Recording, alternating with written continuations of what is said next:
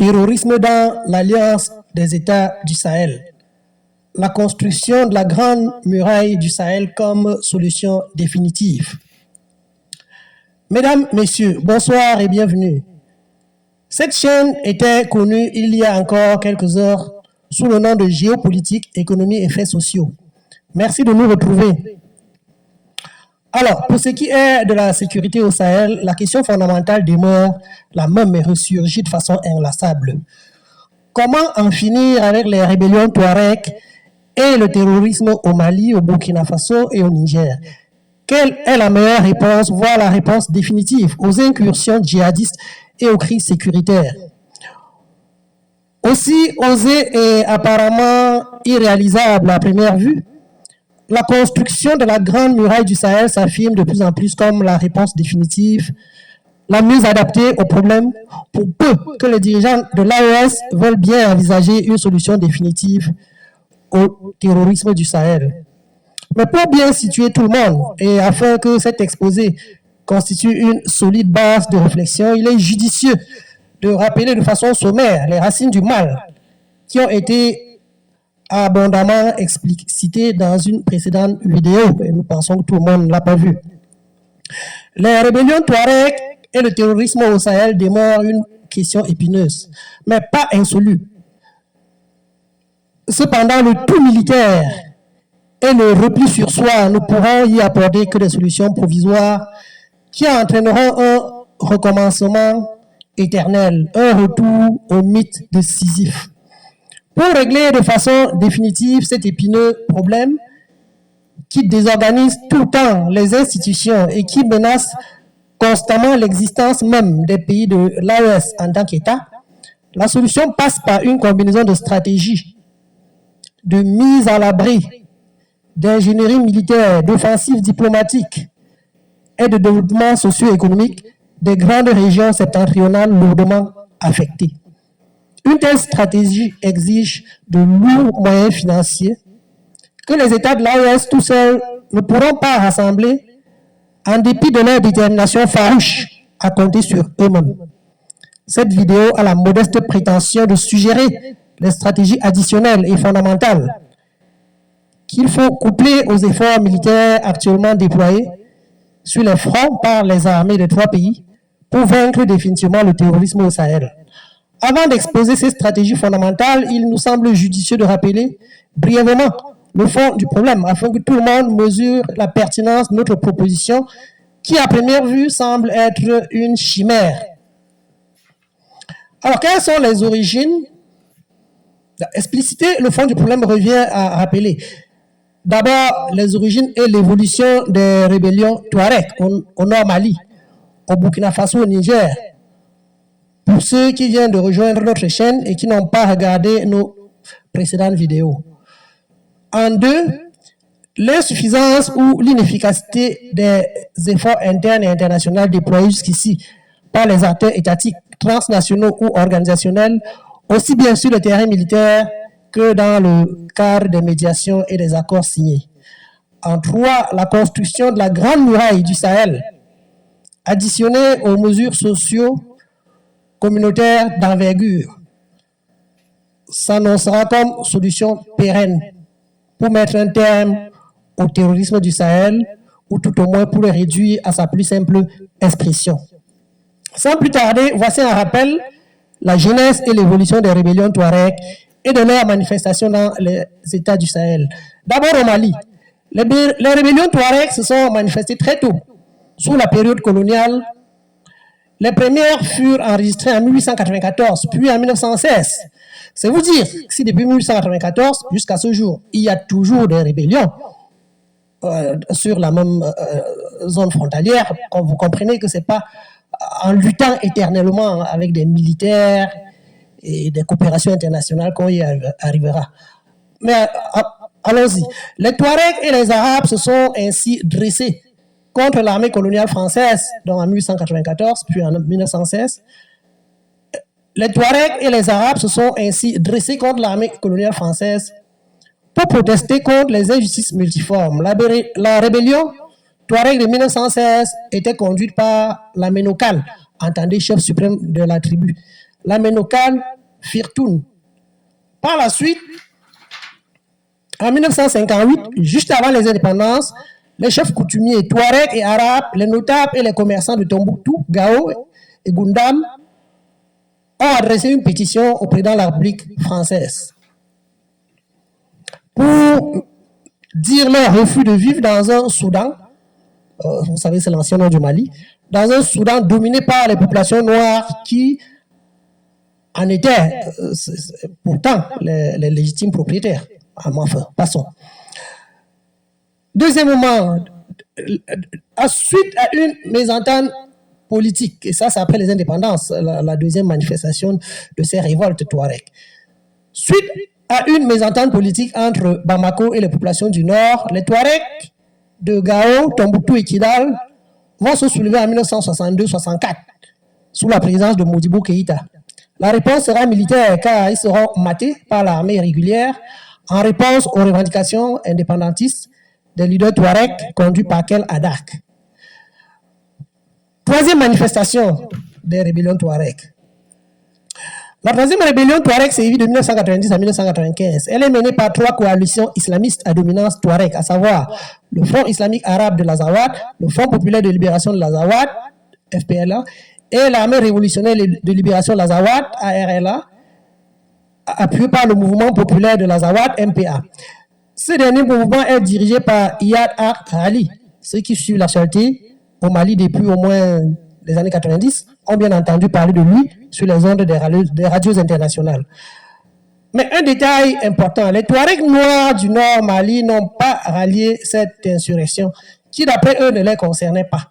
Cela donne une brillante indication sur l'origine des terreaux de race noire qu'on trouve dans les rangs des assaillants. Nous savons donc tous qui sont recrutés dans des pays étrangers, comme nous le verrons par la suite. Ceci nous permet d'ouvrir une parenthèse pour révéler à nos téléspectateurs qui ne sont pas au Mali que contrairement à ce que laisse croire la littérature et le narratif occidental, le Nord Mali n'est pas peuplé que de Touaregs. On y trouve au moins 4 à 5 groupes ethniques différents que sont les Touaregs, bien entendu, les Songhai ou Songhai, en fonction de la prononciation, les Arabes ou Morts, les Peuls, les Bela ou Tamashek, qui sont des populations noires. Voilà, chers frères et sœurs, qui sont les peuples du Nord Mali. Ce n'est pas seulement les Touaregs, contrairement à ce que laisse croire la littérature occidentale. La quatrième rébellion Touareg est déclenchée sous l'égide de Kel Adak en 2006. Elle sera combattue par l'armée régulière malienne et elle prendra fin au terme des négociations menées par l'Algérie qui ont conduit aux accords de paix signés à Alger le 4 juillet 2006 entre l'État central et les représentants Touareg, parmi lesquels des islamistes proches de Iyad al-Khali. Notons que l'ancien président du Mali, Ibrahim Boubacar Keïta, qui en juillet 2006 était président de l'Assemblée nationale du Mali et chef du parti RPM, s'est farouchement opposé à cet accord signé sous l'égide du président Amadou Toumani Touré. La cinquième rébellion Touareg, ou la crise multidimensionnelle de 2012, juste là, derrière nous. En 2012, la situation sécuritaire du Mali se dégrade progressivement. Plusieurs facteurs exogènes et endogènes expliquent cette situation. Sur le plan externe, la chute de Kadhafi en octobre 2011 a fortement contribué à déstabiliser le Sahel en général et le Mali en particulier. Ça, tout le monde le sait. En effet, les Touaregs maliens qui se battaient aux côtés de l'armée de Kadhafi sont rentrés au Mali avec armes et munitions, et cela par le nord du Mali, bien entendu. Ce facteur externe était greffé à des considérations internes. En effet, à cette époque, les Touaregs présents au Mali se sont reconstitués sous les appellations de MNLA, attendez, Mouvement National pour la Libération de l'Azawad, et de Armée Al-Qaïda au Maghreb islamique. Ces deux organisations, appuyées par des forces extérieures en équipement et en renseignement, vont provoquer l'écroulement de l'État et de son système de défense sous les présidents successifs de Amadou Toumani Touré, qui sera renversé par un coup d'État subséquent aux attaques, de Amadou Sanogo et de Dionkunda Traoré. Les régions de Kidal, Gao et Tombouctou sont les plus affectées car fortement tenues par des rebelles. Le MNLA va s'installer à Kidal avec le soutien des armées étrangères et l'accès à cette province sera même interdit à l'armée malienne. C'est une humiliation inacceptable par les officiers et le peuple malien et africain. Oui, tout le monde se rappelle de cet épisode choquant. Cet épisode a constitué une tache noire dans la relation séculaire entre la France et le Mali. C'est pas moi qui le dis. Conférez-vous aux déclarations de l'ancien premier ministre du Mali, Choguel Kokala Maïga.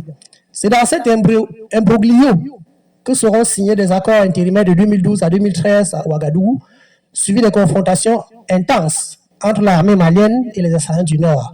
C'est finalement sous l'égide de la CEDEAO, de l'Union africaine, de l'ONU, de l'Union européenne et de l'OCI, Organisation de la Conférence islamique, que sera négocié et signé l'accord d'Alger entre le gouvernement malien et les rebelles en 2015, sous l'égide du président Ibrahim Boubacar Keïta. Cet accord va calmer provisoirement la situation avant d'être fortement contesté par les militaires et les populations maliennes. En effet, l'accord de 2015 a créé beaucoup de mécontentement au Mali, dans l'armée et parmi les populations. Sa mise en œuvre va donc se heurter à de nombreux blocages qui conduiront le 18 août 2020 à un coup d'État militaire révolutionnaire qui va porter au pouvoir des militaires patriotes.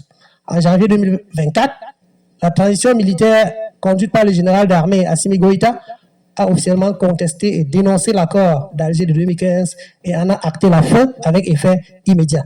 Ça, tout le monde le sait, et ce bref rappel pour ce qui est du Mali était important à notre avis. Voyons maintenant la genèse et l'évolution des mouvements rebelles et terreau au Burkina Faso.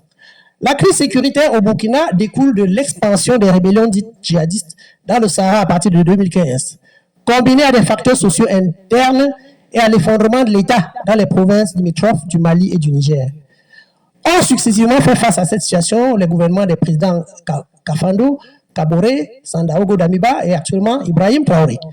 Sous les trois précédents présidents, les moyens déployés par l'État burkinabé pour faire face aux attaques étaient rudimentaires. C'est sous la présidence du président Traoré qu'on observe une montée en puissance des équipements militaires qui se modernisent et se perfectionnent au fil des jours.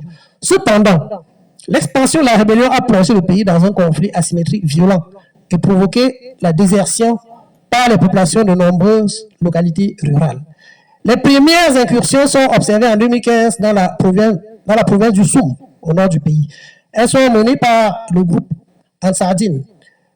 Le premier attentat majeur en milieu urbain s'est déroulé à Ouagadougou le 15 janvier 2016, ciblant l'hôtel Splendide et le restaurant Cappuccino. On va enregistrer de nombreuses victimes. Cette attaque majeure est précédée des incursions djihadistes de juillet-août 2015 visant les postes de gendarmerie et les camps militaires frontaliers. Les principaux groupes djihadistes responsables de ces attentats sont Ansardine, déjà actif au Mali, et Ansarou Islam, qui va ensuite se fondre dans le GSIM, entendez, groupe de soutien à l'islam et aux musulmans, allié à Al-Qaïda, qui étend progressivement sa zone d'influence dans le nord-ouest et l'est du pays. Dans l'extrême nord du pays, près du Niger, le groupe le plus actif est l'État islamique dans le Grand Sahel, affilié à Al-Qaïda également. Ces groupes djihadistes transfrontaliers, particulièrement mobiles et nocifs, vont provoquer une instabilité sécuritaire et institutionnelle qui conduira à un coup d'État révolutionnaire en septembre 2022 par de jeunes soldats patriotes et panafricanistes sous la conduite du capitaine Ibrahim Traoré. Il sera accompagné dans cette prise de pouvoir par une puissante révolution populaire. Les violences liées à la crise sécuritaire ont, entre 2015 et 2024, occasionné quand même des milliers de victimes en vies humaines et en matériel au Burkina, tout comme au Mali et au Niger, provoquant des déplacements de population et sémant la désolation. Aujourd'hui, grâce aux révolutions, le capitaine Ibrahim Traoré a remis le pays sur la voie du développement dans le cadre d'une solide coopération sécuritaire au sein de l'Alliance des États du Sahel. Voyons maintenant les origines de la crise sécuritaire et ses manifestations au Niger. Les premières attaques terreau surviennent au Niger entre 1990 et 1995 sous la présidence du général Ali Saïbou. Elles sont menées par le groupe Touareg dénommé le Front de libération de l'Aï et de l'Azawak, FLAA. Les populations d'ethnie Toubou vont accompagner les Touaregs dans ces attaques malheureuses. Ils revendiquent tous l'amélioration de leurs conditions de vie et le refus de la marginalisation. Les attaques terreau proprement dites éclatent en mai 1990 avec des violences exercées sur la gendarmerie de Tintabaraden. Elles débouchent sur une série d'accords de paix, dont le plus emblématique est le pacte national signé en 1995, suivi par la cérémonie symbolique de la flamme de paix en 1996. C'était sous la présidence de Ali Saïbou, 1987 à 1993, et de Mahaman Ousmane, 1993-1996. Après une courte accalmie, les rébellions Touaregs vont ressurgir sous la forme d'un djihadisme transfrontalier et de façon intensifiée en 2010 sous la présidence de Mamadou Tanja. Les mouvements armés qui alimentent ces attaques sont tous affiliés à Al-Qaïda, à l'État islamique, mais surtout à Boko Haram, entre le Niger, le Tchad, le Cameroun et le Nigeria. Les zones les plus touchées par les attaques terror au Niger sont les régions de Tillabéri, Tawa et Dosso. De 2015 à ce jour, nous sommes en 2026, la secte islamique Boko Haram, devenue par la suite État islamique en Afrique de l'Ouest, étend ses activités meurtrières et ses enlèvements dans la région de Difa, provoquant déplacement massif de population, sémant ruine et désolation. Mais depuis la prise de pouvoir du général Tiani comme président de la République en mars 2025, et grâce à une fusion intelligente des armées du Mali, Burkina, Niger, dans l'AES, la lutte contre ce fléau s'est intensifiée avec de nouveaux moyens militaires et les résultats sont progressivement visibles sur le terrain. Mais l'ennemi djihadiste dispose encore de nombreuses têtes, des moyens infinis et de supports internationaux solides.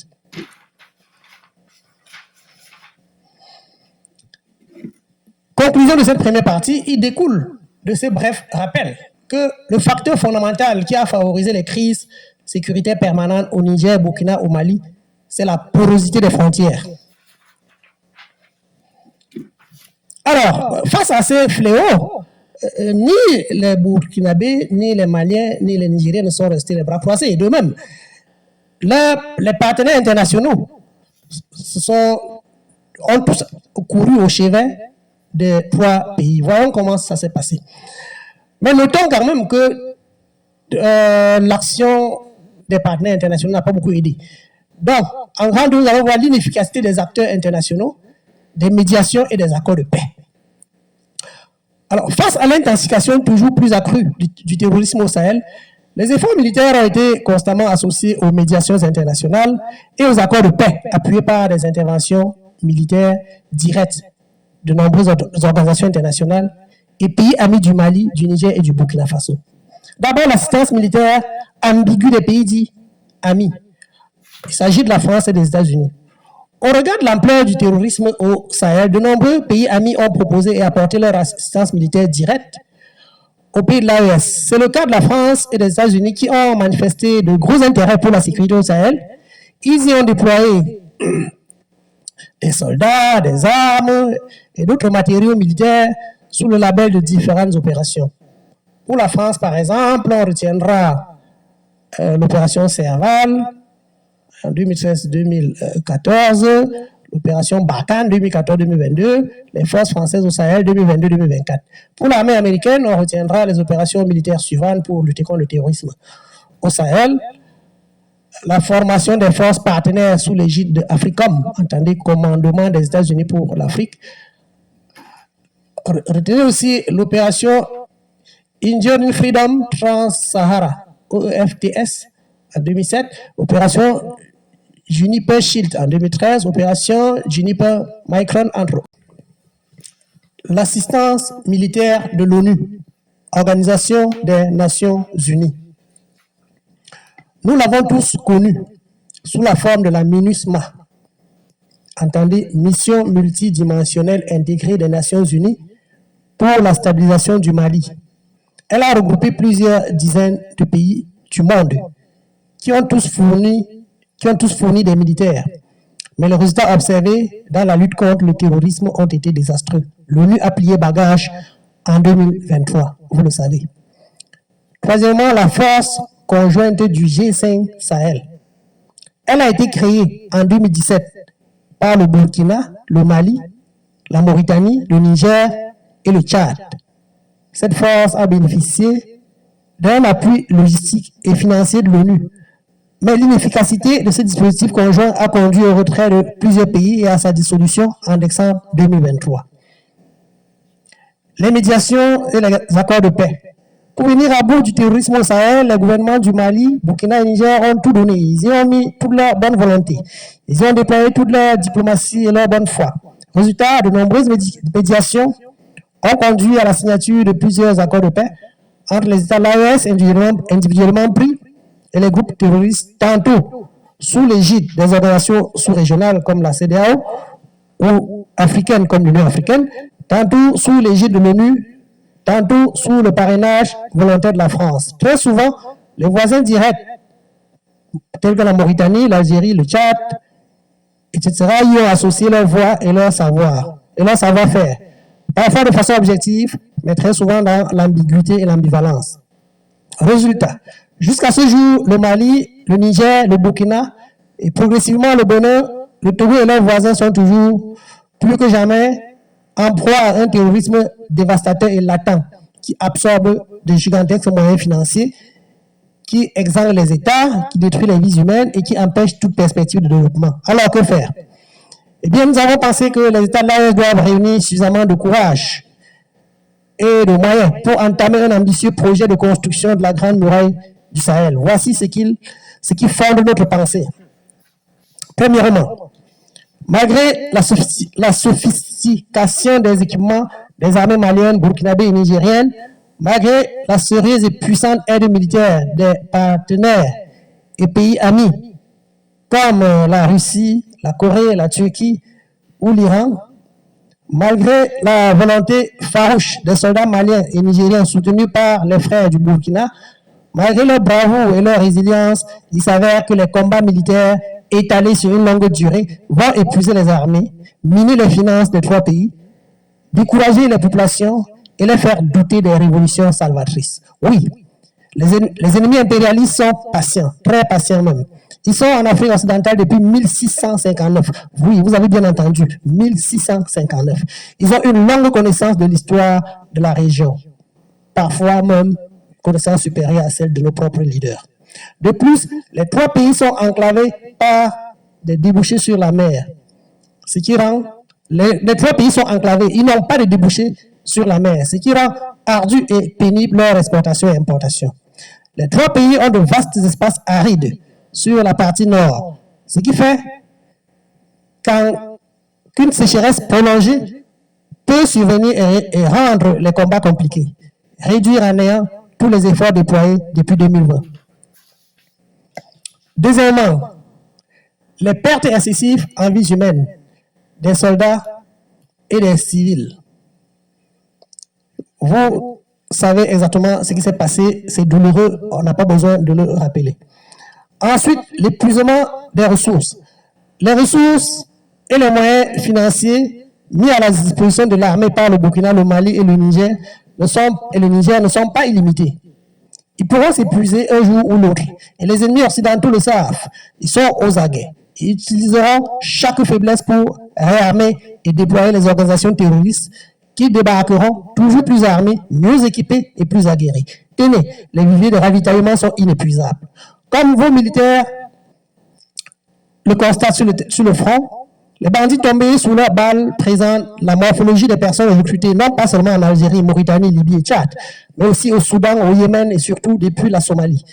Cher président Assimi Goïta, cher ministre général Abdoulaye Maïga, cher capitaine Ibrahim Traoré, bien-aimé président Tiani et collaborateurs, pensez-vous vraiment que nos soldats vont combattre toute leur vie des hordes terreau implacables, soigneusement recrutés dans tous les pays cités, tous ces pays cités, et qui seront éternellement bichonnés, nourris par le seul pays européen que nous connaissons tous, et dans le seul but de vous déstabiliser afin de savourer chaque coup d'État qui vous renversera et qui négociera toujours l'obtention à vil prix, à 0 franc de nos matières premières.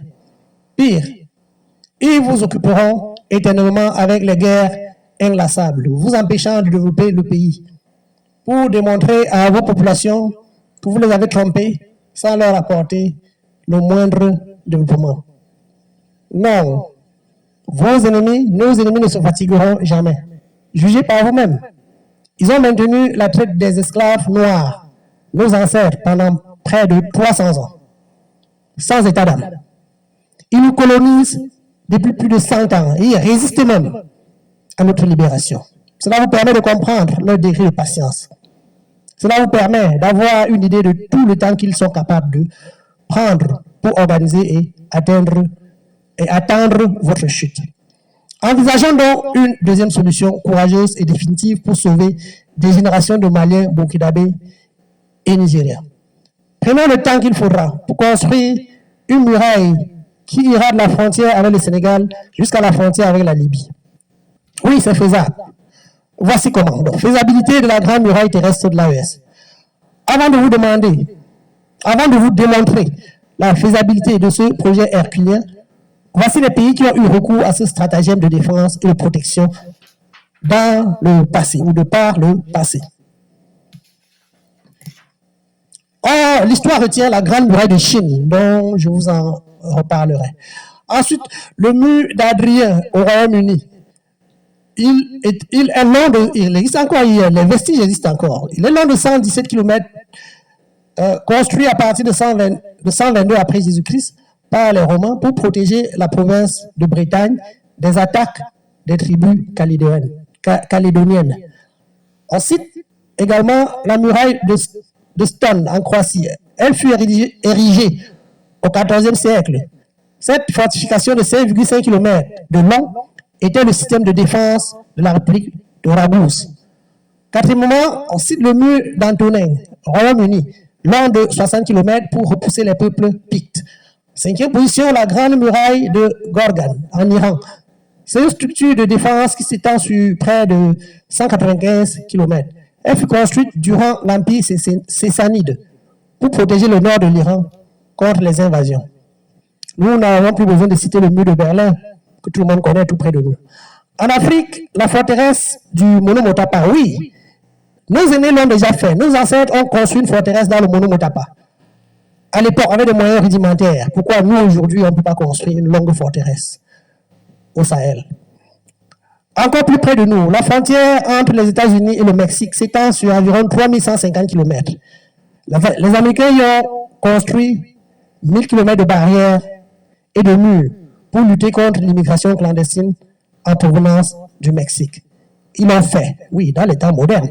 Cela signifie que nous aussi, nous pouvons. Pour ce qui est de la muraille de Chine dont j'ai parlé, voici son histoire, ses caractéristiques qui peuvent mieux nous inspirer, tout en les comparant à la situation de l'AES, de l'Afrique, de l'Alliance des États du Sahel. La longueur totale de la muraille de Chine est de 21 196 km. 21 000, je dis bien. Par contre, et c'est très important, la longueur cumulée des frontières terrestres des trois pays de l'AES, de Mauritanie à la Libye, totalise une distance relative de 4 908 km. Alors, comparez. Les Chinois de l'Antiquité ont pu établir une forteresse de 21 000 km. Oui, 21 000. Nous, aujourd'hui, est-ce que nous serons incapables de construire un mur, une forteresse de 4 000 km seulement? Chers frères de l'AES, chers aînés, chers généraux, réfléchissons un tout petit peu. Si vous le voulez bien, c'est ma modeste contribution à notre combat. Alors, si les Chinois, avec les moyens rudimentaires, ont pu construire une forteresse sur 21 000 km, alors sommes-nous incapables aujourd'hui, avec tous les moyens modernes cumulés, sommes-nous incapables de construire une petite muraille de 4 908 km pour éradiquer le terrorisme et le réduire à sa plus simple expression et amorcer enfin les vastes chantiers de développement à Gao, Tombouctou et Kidal. En rappel, la frontière terrestre Mali-Mauritanie est de 2237 km. La frontière terrestre Mali-Algérie est de 1374 km. La frontière Niger-Algérie est de 956 km. Et enfin, la frontière Niger-Libye est de 342 km. Ce sont des frontières situées en plein dans le désert, certes, mais qui présentent moins d'obstacles, tels que les cours d'eau infranchissables, les forêts inaccessibles, les vallées et les montagnes difficiles que les Chinois ont dû franchir pour construire leurs murailles. Non, il n'y a rien de tout cela dans l'AES. Il n'y a pas ces montagnes et ces barrières naturelles infranchissables. Nous avons, en principe, des dunes de sable, des vallées et quelques obstacles naturels, mais qui sont facilement domptables, avec de la bonne volonté. Voici les autres caractéristiques de la Grande Muraille de Chine qui sont à notre portée. La date de construction, ou la durée. La première phase de la Muraille de Chine commence au IIIe siècle avant Jésus-Christ, sous le règne de l'empereur Qin Shi Huang. Le tronçon de mur de cette phase initiale a été construit en 12 ans. 12 ans. Oui, 12. Nécessitant une main-d'œuvre importante. Donc, cela a été réalisé en une période humaine notable. Cela signifie en 12 ans aussi, nous pouvons le faire. Ce n'est pas 120 ans, c'est 12 ans. Le dernier tronçon a été construit, il s'est terminé sous la dynastie des Ming, qui a régné de 1368 à 1644. Oui, le deuxième tronçon a été beaucoup plus long parce que c'est également sur une très longue distance. L'objectif de la muraille a été construite pour protéger le pays des invasions nomades du Nord, de la même manière que nous avons des persécutions qui passent beaucoup plus par le Nord. Alors, pourquoi l'AES ne peut pas construire une muraille aujourd'hui 4 fois moins longue sur quelques dizaines d'années pour sécuriser définitivement les peuples maliens, burkinabés et nigériens, afin de leur offrir une chance de développement, de sécurité et d'épanouissement. Voyons les matériaux utilisés pour construire la muraille de Chine. Ils étaient simples. Les Chinois ont utilisé des briques de terre battues, mélangées à de la paille, des pierres, des tuiles et du bois. Alors, l'AES manque-t-elle de blocs, de pierre, de bois, de paille ou de terre? Est-ce qu'on en manque au Burkina, au Mali, au Niger? On peut aussi en trouver dans les pays voisins. L'AES a en plus du ciment que les Chinois peinaient à en trouver à cette époque-là. Donc, en plus, nous avons du ciment qu'eux n'avaient forcément pas. Ou alors, de façon très... Ils pouvaient l'obtenir de façon difficile et un ciment rudimentaire. Aujourd'hui, nous avons mieux. La main-d'œuvre utilisée par les Chinois. L'État chinois de l'époque a fait recours à une main-d'œuvre impérative. Vous comprenez, ça veut dire impératif. Je ne vais pas développer. L'empereur Qin Shi Huang a fait recours à une main-d'œuvre de 300 000 soldats, 500 000 paysans, un total de 30 000 à 1 200 000 hommes qui ont participé à sa construction année après année. Ce sont au total des soldats, des paysans et des prisonniers qui ont construit la muraille. Alors, les pays de l'AES manquent-ils de soldats, de paysans ou de prisonniers? La longueur et la hauteur. La muraille de Chine a une longueur moyenne de 7 mètres avec un maximum de 10 mètres par endroit. La hauteur moyenne est de 9 mètres avec un maximum de 15 mètres sur les endroits stratégiques. Et comme nous l'avons dit, elle a une longueur terrestre de 21 196 km. Alors, entre nous, quel Touareg, quel djihadiste pourrait tenter de franchir une telle barrière une fois qu'elle sera dressée et avec des soldats patrouillant sur les remparts jour et nuit? Soyons courageux, chers dirigeants africains. Osons, défendons sincèrement nos pays sur le long terme, afin de tourner la page de l'insécurité et d'amorcer franchement la construction des entreprises, des infrastructures de base et d'autres réalisations permettant enfin la vie à Tombouctou, à Gao, à Zinder, à Kidal, dans les provinces du Kossi et du Sourou, dans le Gourma, le Taboa et le Sanmetenga, dans le Woro et à Tilia. Volet financier d'un tel projet. Les pays de l'AES ont un vivier inépuisable de mobilisation de fonds pour effectuer ce projet. D'abord, par un petit temps, la solidarité africaine. Lancer un appel direct et ouvrir une cagnotte en direction des ressortissants de l'AES en Afrique et dans la diaspora. Expliquez-leur clairement le bien fondé du projet. Ensuite, lancez un appel à tous les gouvernements des autres 51 pays africains à travers vos ministères des Affaires étrangères relayés par vos ambassades. Lancez enfin un cri vers toutes les grandes banques africaines, les entreprises africaines sur le continent. Et pour finir, lancez un cri vers les individus, les Africains. Nous ressortons de 56 pays africains. Ça fait des milliards d'habitants. Lancez ce cri et chacun mettra la main à la poche. D'ailleurs, je donne l'exemple. Voici mes 1000 francs sur la table. Je vous les envoie dès que vous ouvrez la cagnotte. Ensuite, la solidarité internationale. Il existe des fonds de l'ONU et de plusieurs autres institutions internationales. Testez la solidarité de ces organisations. Elles vont enfin vous prouver qu'elles ne sont pas seulement promptes à jouer les pompiers. Puis les partenaires bilatéraux. Sollicitez individuellement chaque pays ami dans le monde. On en compte 195. Oui, je dis bien 195 pays. Même si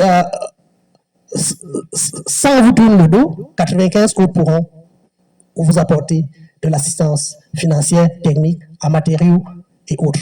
Expliquez par des canaux diplomatiques à chaque pays sollicité le bien fondé du projet. Sollicitez son aide en argent ou en matériaux, en plus de charges alimentaires ou vestimentaires. En plus de charges alimentaires ou vestimentaires des ouvriers. Les partenaires multilatéraux, faites recours à tous ceux qui existent en plus de l'ONU. Pensez aux grandes banques comme la BADEA, la Banque arabe pour le développement économique de l'Afrique. Pensez à la Banque islamique du salut, etc. Etc. Mettez vos diplomates au travail, eux qui se tournent les pouces dans les couloirs des ministères à Bamako, à Ouagadougou, à Niamey. Associez-leur 2 ou 3 ministères techniques. Créez une bonne commission de collecte de fonds. Placez-la sous l'autorité directe de la grande structure chargée du projet de construction de la Grande Muraille du Sahel. Structure directrice qui sera composée de cadres et techniciens de tous les pays de l'AES et de quelques pays amis, si vous voulez. Les structures directrices du projet. Créez une commission générale de conception et de réalisation des travaux. Confiez-la aux militaires. Car cette muraille sera d'abord et avant tout un projet militaire au regard des risques qu'on observe dans la région. C'est un projet militaire auquel seront associés des civils. Créer une structure comprenant une direction centrale et de nombreuses sous-commissions, avec en bonne place la sous-commission des architectes de l'AES et de tous les architectes du monde, amis de l'Afrique. La durée des travaux. Si vous y mettez de la volonté et de l'entrain, la Grande Muraille du Sahel pourrait être construite en une dizaine d'années, tout au plus. Donc, cher président Assimi Goïta, durée des travaux. Si vous y mettez de la volonté et de l'entrain, la Grande Muraille du Sahel pourrait être construite en une dizaine d'années, tout au plus. Oui, nous disons bien 10 ans.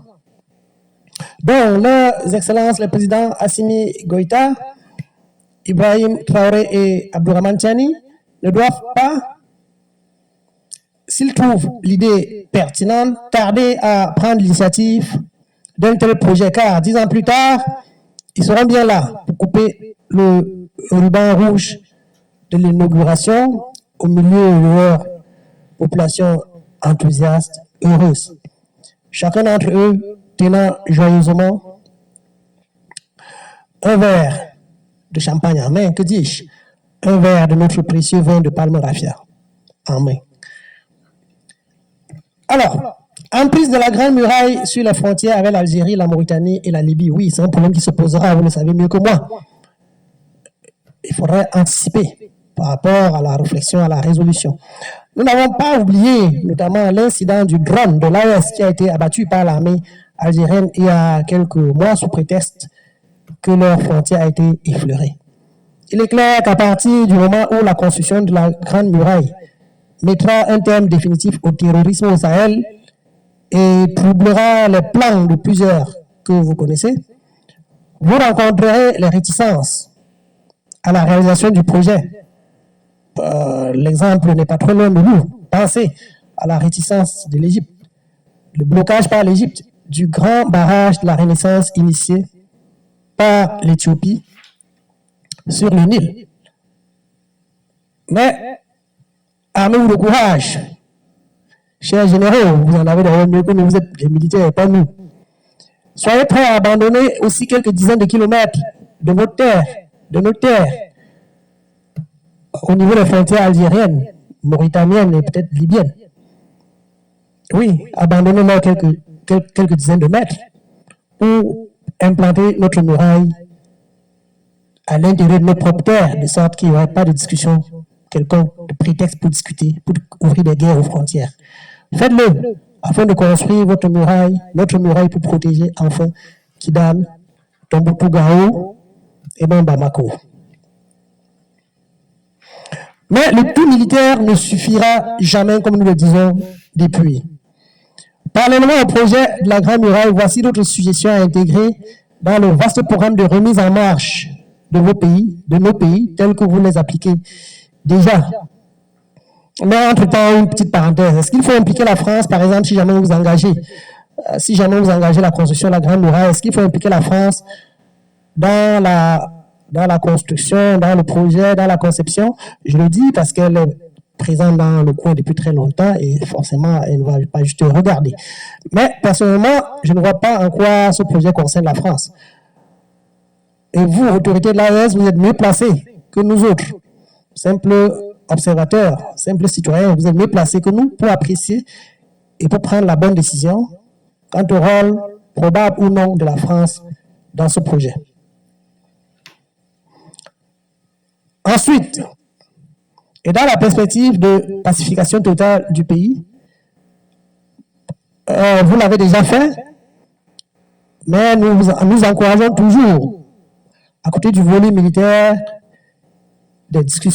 toujours des discussions sérieuses avec les Touaregs de l'Azawad. Déjà, si le mur est engagé, pour leur expliquer la construction prochaine de la muraille.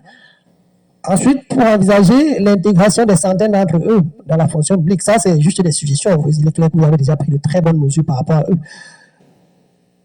Il faut également envisager leur participation payée comme ouvriers pour la construction de ce mur, si jamais vous l'envisagez. Vous écoutez déjà sûrement leurs doléances, mais faites-le davantage afin d'éviter qu'il vadrouille dans la sous-région comme ils l'ont fait il y a quelques jours, ou comme ils sont en train de le faire actuellement, en Côte d'Ivoire et au Togo, pour engager des soutiens dans des guerres que nous ne voulons plus ou dans des revendications qui en réalité ne sont pas légitimes puisque les terres du Mali sont maliennes, les terres du Burkina sont burkinabées et les terres du Niger sont nigériennes. Ce sont des terres africaines. Envisager des stratégies qui vont éviter l'épuisement des armées. Oui, surtout. Nous l'avons bien développé. qu'à long terme, nos armées seront épuisées. Si on reste dans la stratégie du tout militaire.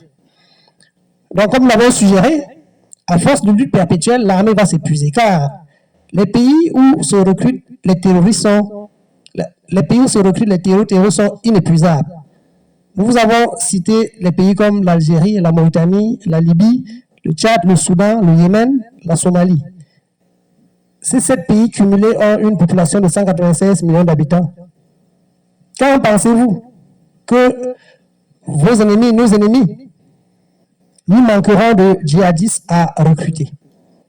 La seule façon d'en finir avec les attaques éternelles, c'est le mur ou plutôt la Grande Muraille. Regardez à côté de vous. Le président américain Donald Trump n'est pas passé par 4 chemins pour stopper l'immigration clandestine à la frontière sud des États-Unis. Le tout militaire, c'est-à-dire les batailles militaires perpétuelles, épuiseront les armées de l'AES à long terme. Et ça, vos ennemis le savent bien, très très bien même. Alors, chers autorités de l'AES, vous détenez là une occasion unique d'entrer dans l'histoire en construisant cette muraille.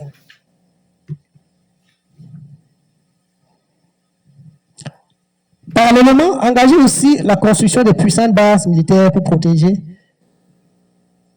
les frontières au niveau du Nord, que vous engagez, que vous pensez construire la muraille ou pas,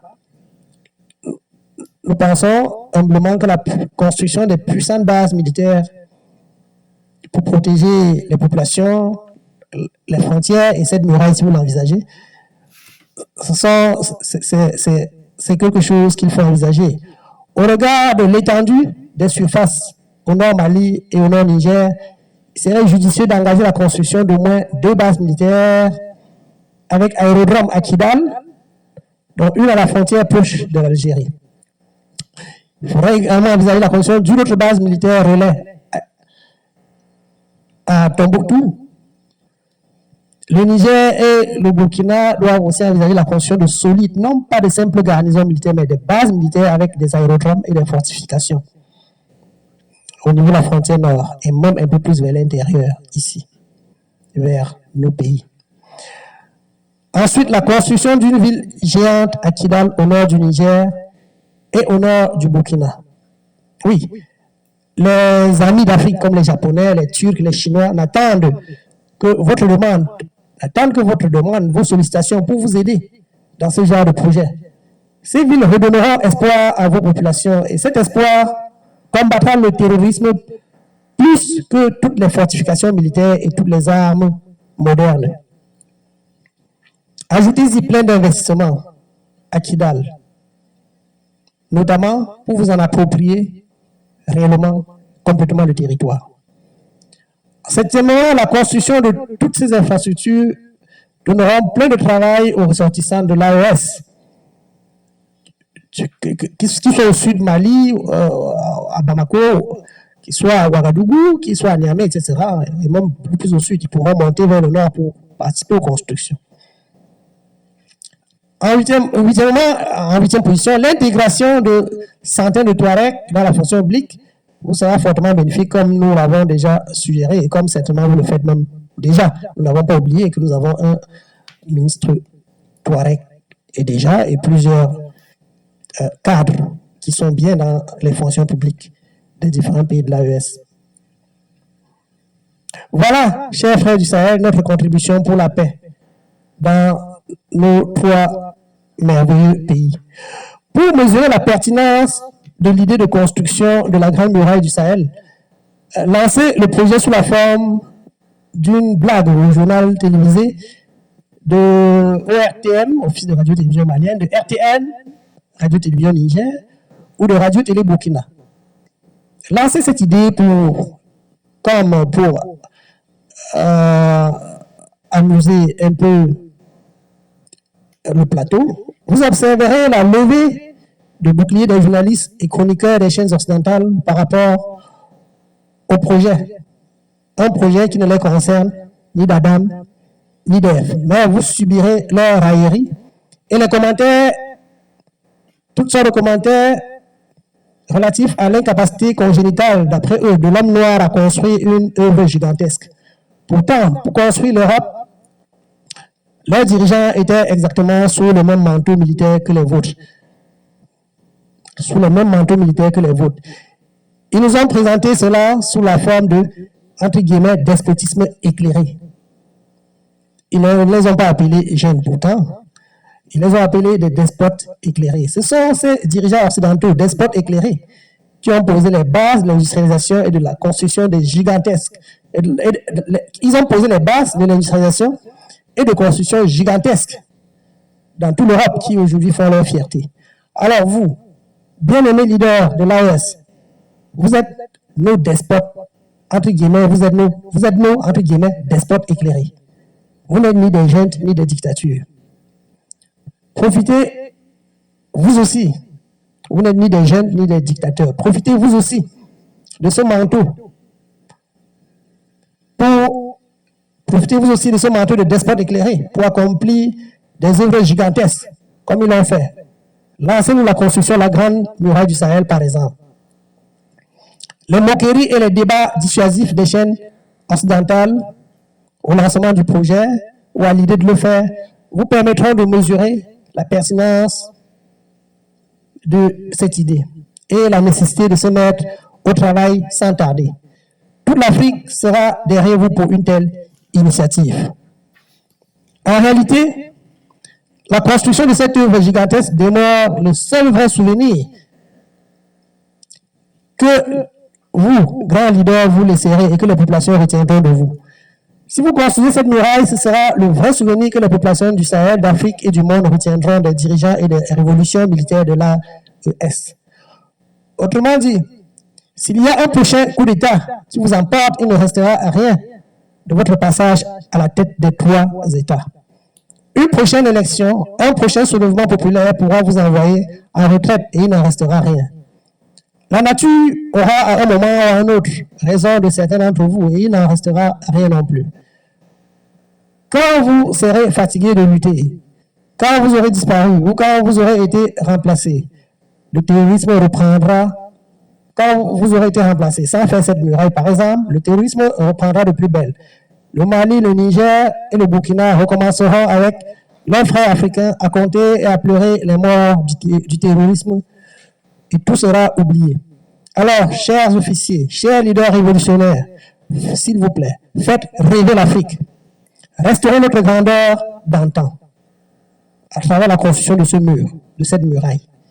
Si les autres pays l'ont fait depuis l'Antiquité jusqu'à récemment, avec le mur de Donald Trump, alors pourquoi pas nous? Pourquoi pas vous? Lancez le projet de construction de cette grande muraille et redonnez leur fierté aux descendants de Sundiata Keïta, de Naba Oubri, de Bakari Koutou, de Soni Alibert et de Askia Mohamed. Vive la grande muraille de l'Alliance des États du Sahel, inaugurée, nous l'espérons, le 1er janvier 2036. Vive l'AES. Je vous remercie. Ça, c'était pour les généraux. Quant à nous autres, les en bas, comme nous disons en Afrique, n'oubliez pas, s'il vous plaît, de liker, de partager et de vous abonner. Je vous remercie infiniment et à très bientôt.